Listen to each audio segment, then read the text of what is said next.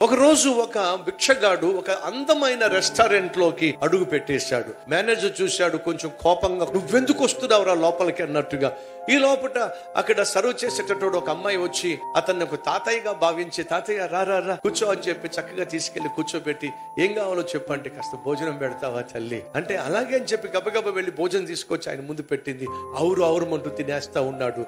Manager పిలిచాడు ఈ serve చేసిన అమ్మాయికి, ఇదిగో చూడు, అతను చూస్తే భిక్షగాడిలా ఉన్నాడు, బిల్లు కడతాడని నమ్మకం నాకు లేదు, ఆ బిల్లు నువ్వే కట్టాల్సి వస్తుంది, ఆ ఏరియా అంతా నువ్వే క్లీన్ చేయాల్సి వస్తుంది. తిన్నిచ్చింది, లోపలికి వెళ్ళిందో లేదో ఆ భిక్షగాడు కనీసం థ్యాంక్స్ కూడా చెప్పకుండా వెళ్ళిపోయాడండి.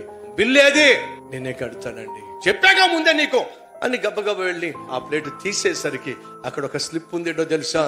అమ్మా, ఈ హోటల్ యజమానిని నేనే, మారు వేషంలో వచ్చా, ఇక్కడున్న వాళ్ళు ఎలా పనిచేస్తున్నారో చూద్దామని చెప్పి అద్భుతంగా పనిచేసావు తల్లి. ఆ మేనేజర్ని తీసేసి ఆ మేనేజర్ స్థానంలో సర్వింగ్ చేస్తున్న నిన్నే నేను మేనేజర్గా నియమించా.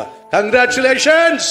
దేవుడు వస్తాడు, మనం పడుతున్న కష్టాన్ని చూస్తాడు, మనం చేసే పనిని, ఉద్యోగాన్ని పరీక్షిస్తాడు. ఆ పనిలో నాణ్యత, నమ్మకత్వము, నైపుణ్యత మనం కనపరిచినప్పుడు మనల్ని ప్రశ్నించే, విసిగించే, వేధించే వారిని దించి నిన్ను ఆ స్థానంలో పెట్టడానికి నా దేవుడు ఏదో ఒక రోజు నీ జీవితంలో తారసపడతాడు, దిగొస్తాడు.